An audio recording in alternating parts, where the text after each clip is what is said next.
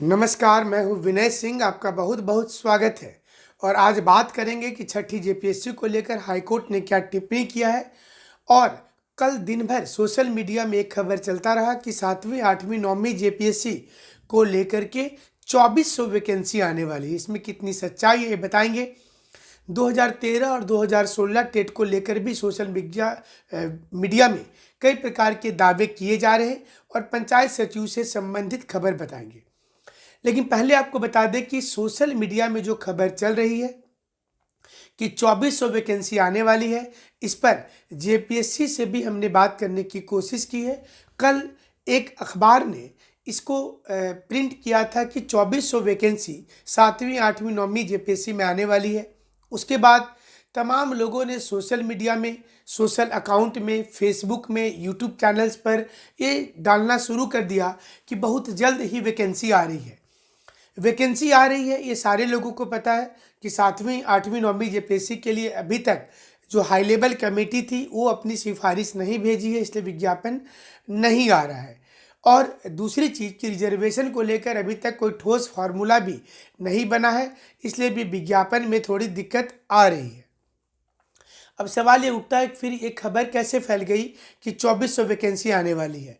Vacancy आ रही है, ये कोई भी बता सकता है कि वैकेंसी आने वाली है, क्योंकि जब नियुक्ति की गई है जेपीएससी चेयरमैन की, हमने आपको बताया था कि अमिताभ चौधरी से मुख्यमंत्री की एक मुलाकात हुई है और इस मुलाकात के दौरान में बातचीत की गई थी। हालांकि शिष्टाचार मुलाकात कहा गया था और 2400 वैकेंसी जो लाने की बातचीत की गई है, ये गलत न्यूज है। हमारे पास जो सूचना आ रही है इसके मुताबिक 2400 वैकेंसी इस समय में जेपीएससी से आना संभव ही नहीं है। इसलिए सिर्फ और सिर्फ ये एक दिग्भ्रमिता वाली खबर जो सोशल मीडिया में चल रही है। 2400 वैकेंसी का मतलब यहाँ पर आपको समझना होगा कि जेपीएससी कई प्रकार की नियुक्ति करती है, जिसमें असिस्टेंट प्रोफेसर की नियुक्ति होती है, मेडिकल डिपार्टमेंट की नियुक्ति होती है, बीडीओ सीईओ वाली नियुक्ति होती है, बीआईटी सिंदरी के प्रोफेसर की नियुक्ति होती है। तो ये तमाम चीज़ों को लेकर के एग्रीकल्चर डिपार्टमेंट को लेकर के 2400 वैकेंसी, 2500 वैकेंसी टोटल हो सकते हैं। लेकिन 7वीं जेपीएससी में 2400 वैकेंसी आएगी, ये खबर गलत है और आपको इसको ज़्यादा सीरियसली नहीं लेना चाहिए।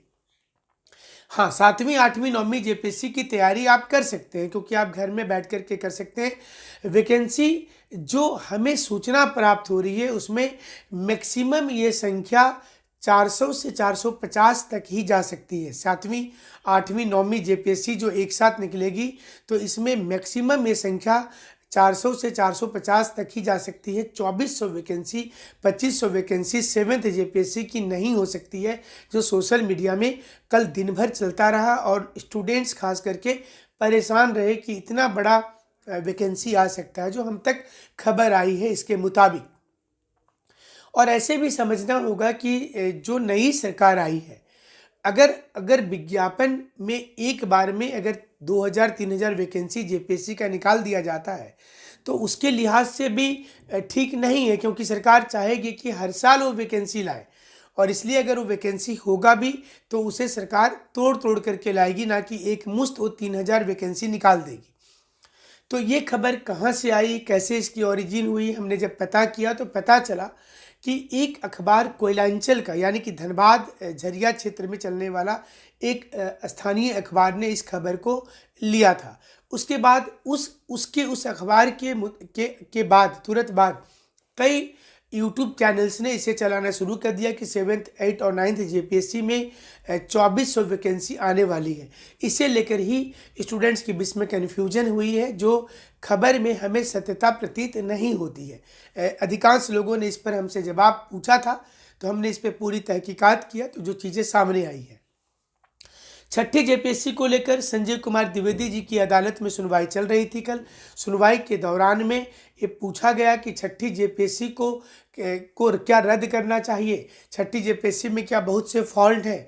जेपीएससी के वकील ने जवाब दिया कि कोई विशेष दिक्कत नहीं हुई है और 326 लोगों को जेन्युइन प्रोसेस से किया गया है, उनकी नियुक्ति प्रक्रिया भी हो गई है। इस पर अगली सुनवाई दिसंबर में आयोजित होगी। दिसंबर में इसमें बताया जाएगा कि क्या कुछ होगा। लेकिन फिलहाल छठी जेपीएससी पर मतलब स्टूडेंट्स के दिमाग में टेंशन तो आ ही जाता है। जो 326 लोगों को पहले नोटिस जारी किया गया था और जेपीएससी की ओर से यह दलील दी गई कि चूँकि सारे लोगों की नियुक्ति कर दी गई है, इसलिए इसमें समस्या हो रहा है। अगर नियुक्ति नहीं की जाती तो कोई समस्या नहीं होता, इसलिए जेपीएससी को और मोहलत दिया जाए जवाब देने के लिए, जिसे कोर्ट ने स्वीकार कर लिया। छठी जेपीएससी शुरू से विवाद में रहा है, जैसा कि आप सभी लोग जानते हैं। और इसमें मुख्य रूप से अगर आप दिक्कत देखेंगे छठी जेपीएससी में, तो उसकी चयन पद्धति को लेकर के हुई है, हिंदी अंग्रेजी को लेकर के हुई है कि उसका नंबर क्वालिफाइंग के स्थान पर मेरिट लिस्ट में क्यों जोड़ा गया, और साथ ही साथ एससी एसटी के मेरिट लिस्ट को लेकर के हुई है, जिसमें ज़्यादा नंबर जो लाए हैं उनको रैंक उनका नीचा हो गया है, और जो कम नंबर लाए उनको रैंक ऊपर मिल गया है। तो ये क्या टेक्निकल मिस्टेक है या फिर ये प्लान्ड मिस्टेक है, इसको कोर्ट समझेगी और इसके बाद ही इस पर निर्णय देगी। बट छठी जेपीएससी के ऊपर कोई भी प्रश्न चिन्ह लगना हमें लगता है कि बहुत ही कम संभावना है, क्योंकि वो प्रक्रिया शुरू हो गई है, 1 मंथ की सैलरी इशू हो गई है। तो हमें नहीं लगता है कि इसमें कोई विज्ञापन रद्द होने वाली बात आएगी। और सोनी कुमारी वाला कोई मामला संवैधानिक प्रश्न ये नहीं है। सोनी कुमारी का जो मामला था वो एक संवैधानिक प्रश्न था कि क्या रिजर्वेशन 100% किसी डिस्ट्रिक्ट में हो सकता है, वहाँ के जन्म लेने वाले के बर्थ के अनुसार से। तो वो एक संवैधानिक प्रश्न था। लेकिन जेपीएससी का मसला जो है वो संवैधानिक प्रश्न नहीं है कि हिंदी अंग्रेजी का नंबर जोड़ना चाहिए नहीं जोड़ना चाहिए। फिलहाल जो तैयारी करने वाले स्टूडेंट होंगे वो जरूर सोचते होंगे कि जल्दी से इसका निर्णय फाइनल अगर हो जाता तो 7वीं की रास्ता क्लियर हो जाती।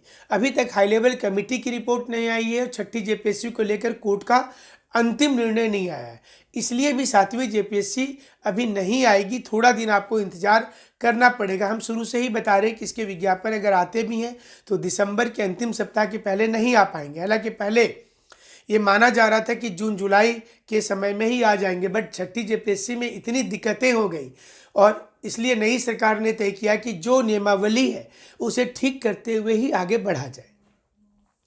संगीत शिक्षक के मामले में और संस्कृत टीचर के मामले में कोर्ट सख्त है, गंभीर है और उसने कहा है कि जल्द से जल्द इन दोनों लोगों की ज्वाइनिंग करा दी जाए। 11 जिले में सरकार अलग अलग विज्ञापन के माध्यम से संदेश दे रही है कि जो 13 और 11 का जो बंटवारा है झारखंड में इस समय सोनी कुमारी केस के बाद, तो 11 जिले में वो हिस्ट्री सिविक्स और दूसरे सब्जेक्ट की बहाली शुरू कर रही है। अब सवाल ये उठता है कि 2016 टेट वाले का क्या होगा, 2013 टेट पास वाले का क्या होगा। 2013 में जो लोग टेट पास किए हैं उनको सरकार मौका देगी या नहीं देगी, अभी सरकार इस पर मौन है। 16 वाले पर सरकार मौन में, सरकार इस पर कोई भी फाइनल डिसीजन नहीं दे रही है कि वो क्या निर्णय लेना चाहती है। 2016 वाले में जो निर्णय होगा वो सरकार को निर्णय सोचना पड़ेगा कि कौन सा निर्णय हो सकता है। इसलिए टेट वाले को और नया टेट परीक्षा भी होने की संभावना होगी। तो हम जैसा बार बार बता रहे हैं कि 15 नवंबर को सरकार घोषणा कर सकती है। इस बीच में पंचायत सचिव को लेकर के जो जानकारी आई कि क्या इसका रिजल्ट जल्दी से आ जाएगा। पंचायत सचिव वाला रिजल्ट भी रुका हुआ है, जैसा आप सभी लोग जानते हैं। हालांकि सरकार कन्विंस करने की कोशिश कर रही है कि सुप्रीम कोर्ट के जजमेंट तक आप इंतजार कीजिए। जो कई राउंड की बातचीत स्टूडेंट्स के साथ में कांग्रेस का जो अंदरूनी कैबिनेट बनाया गया था और जो सरकार के नुमाइंदे थे उनके साथ जो बातचीत की गई थी, उसमें ये चीज़ तय हुई थी कि आपको समझना पड़ेगा सरकार की मजबूरियां। अगर सरकार पूरी तरीके से क्लियर रहती तो रिजल्ट निकाल देती, लेकिन चूंकि 13-11 में मामला उलझा हुआ रह गया है सोनी कुमारी का और सुप्रीम कोर्ट में चला गया है, तो ऐसे में कोई रिजल्ट निकाल देने से क्या मुश्किल हो सकता है आगे, और इसलिए लीगल एक्सपर्ट्स की राय ली जा रही है। कार्मिक विभाग के पास फाइल भेजी गई है, इसमें कोई दो मत नहीं है, लेकिन जब तक सरकार का डायरेक्शन नहीं होगा, हरी झंडी नहीं होगी, तब तक कार्मिक विभाग कोई भी फैसला नहीं लेती है। हालांकि जेएसएससी में नए चेयरमैन सुधीर त्रिपाठी आ गए हैं और उन्हें ये जरूर से बताया गया है कि आप स्थिति को देख लीजिए कि कौन सा निर्णय लेना सही होगा। कैसे में पता चल पाएगा कि झारखंड में कि सभी नियुक्ति जो है वो जल्द से जल्द हो जानी चाहिए। तो 13-11 में अगर बांट करके रिजल्ट निकाला जाता है तो इससे भी स्टूडेंट्स की यूनिटी टूटेगी क्योंकि अगर 11 जिले में रिजल्ट को जारी कर दिया जाता है जहां पर किसी प्रकार का कोई स्टे नहीं है, हालांकि पूरी पंचायत सचिव में ही स्टे नहीं लगाई गई है। इसके बाद ये सवाल सामने आता है कि क्या पंचायत सचिव रिजल्ट को निकाल देना चाहिए। तो पंचायत सचिव के रिजल्ट को सरकार अभी दुविधा में इसलिए आ रही है कि सुप्रीम कोर्ट में मामला चला गया है।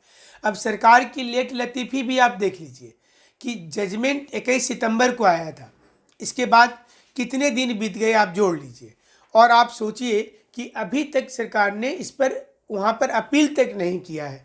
इससे पता चलता है कि क्या सरकार वास्तव में नहीं चाहती है। तो इसके पीछे क्या तर्क है? पहला तर्क ये है कि चूंकि हाईकोर्ट में भी सरकार ने उतना स्ट्रांग पक्ष नहीं रखा था। कारण ये था कि पुरानी सरकार की वैकेंसी थी, अगर ये वैकेंसी पूरी तरीके से क्लियर हो जाती तो इस सरकार को उसका कोई भी फ़ायदा नज़र नहीं आता। दूसरा कि अगर इसमें रद्द भी हो जाती है तो ये सरकार नई वैकेंसी ले आएगी, तो इसमें सरकार की वाहवाही होगी कि वो नई वैकेंसी लाई है देखिए, और सरकार उनको नौकरी देना चाहती है। अभी अगर इस पर कोई सरकार तुरंत में निर्णय लेती है तो कुछ लोगों की बात होगी, निर्णय बाद में होता है तो 1-2 लाख स्टूडेंट्स खुश होंगे कि चलो गवर्नमेंट जल्दी जल्दी वैकेंसी ला रही है। तो कई ऐसी अंदरूनी चीज़ें होती हैं जो आम लोगों के समझ से परे होता है। और अभी तक आप सोचिए सुप्रीम कोर्ट में जो जाना चाहिए था, गवर्नमेंट की ओर से अपील होनी चाहिए थी, वो नहीं हो पाई, स्टूडेंट ने अपनी ओर से किया। इसलिए जेटेट को लेकर सरकार की मंशा स्पष्ट है। 97,000 वैकेंसी है, लेकिन वैकेंसी नहीं निकालेंगे ये भी तय है, वैकेंसी कब निकालेंगे ये कहीं से तय नहीं है। इस प्रकार के समीकरण बनते हैं और गवर्नमेंट ये नफ़ा नुकसान को देख करके करती है। अगर उनको लगता है कि नहीं, अगर युवा नाराज, जैसे कि जब किसी राज्य में चुनाव होता है या उपचुनाव होता है और अगर गवर्नमेंट को दिक्कत नहीं होती है तो उसे लगता है कि हमारी सभी पॉलिसी से लोग खुश हैं और इसलिए हमको सत्ता में रखे हुए हैं। अगर हमसे नाखुश रहते तो हमको कांटे की टक्कर मिलती और बाकी चीज़ें होता। तो 10 नवंबर को ही ये पता चल जाएगा कि झारखंड में स्थिति क्या है।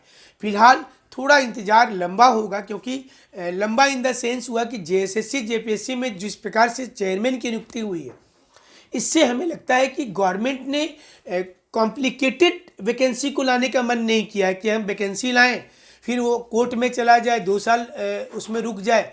तो गवर्नमेंट ये ज़रूर चाहती है कि जो भी वैकेंसी हम लाएं वो स्पष्टवादिता के साथ हो, नियम कानून उसके सही हो, चाहे जेपीएससी का हो चाहे वो जेएसएससी का हो, और उसके बाद ही तय किया जाए।